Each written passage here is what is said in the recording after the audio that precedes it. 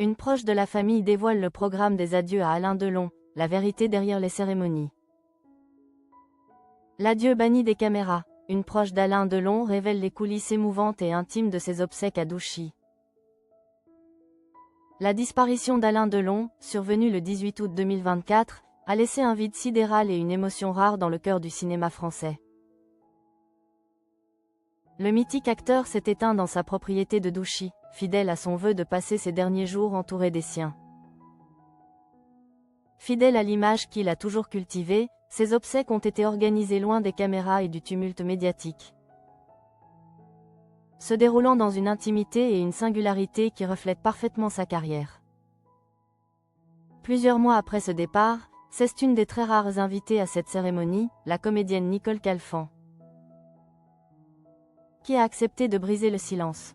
Actuellement à l'affiche du téléfilm La disparue de Compostelle. Diffusée ce lundi 1er décembre 2025 sur France 2, elle a évoqué ce moment exceptionnel et douloureux dans l'émission Le Buzz TV. Rose, une amitié platonique, plus forte que n'importe quel autre amour. Invitée initialement pour parler de son rôle d'Alice, une mère atteinte d'Alzheimer, Nicole Calfan a rapidement glissé vers un souvenir autrement plus personnel, celui du dernier au revoir à l'homme qu'elle considérait comme plus qu'un ami. Nicole Calfan connaissait l'acteur depuis les années 70, l'époque de Borsalino. Entre eux, s'était tissée une complicité rare et une fidélité indéfectible. Elle ne parle pas d'amour passionnel, mais d'un amour platonique plus fort que n'importe quel autre. D'un lien qui n'a jamais été rompu malgré les années, les silences et les tumultes. Alain Delon, se souvient-elle avec tendresse, l'appelait ma mascotte et mon amour. Une affection sincère qui a traversé toutes les époques. Trinquet, veillée funèbre, champagne, petits fours et récits inattendus. Lorsqu'elle évoque les obsèques, l'émotion remonte immédiatement. Nicole Calfan fut l'une des très rares personnes conviées ce jour-là, un privilège dont elle mesure encore la portée. Être à Douchy, c'était un privilège immense, confie-t-elle.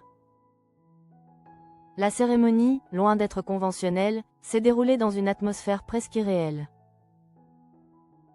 Mêlant l'art, la musique, le cinéma et la présence poignante de son chien, désormais orphelin, dans un silence de deuil. C'est une fois la nuit tombée que les adieux ont pris une tournure inattendue, presque douce. Les invités sont restés ensemble, le temps semblait s'être suspendu pour honorer la mémoire de leur ami disparu. On est resté à boire du champagne, à manger des petits fours et à se raconter Alain, révèle-t-elle simplement. Une veillée inattendue, où rire, souvenirs intimes et larmes se sont mêlés. Un adieu unique, à l'image de l'acteur qu'il était. Nicole Calfan ne cache pas que ce jour-là, l'expérience fut aussi douloureuse que cathartique. Le jour où il est mort, je me suis sentie mortelle, avoue-t-elle. Depuis, le manque est quotidien, il me manque tous les jours.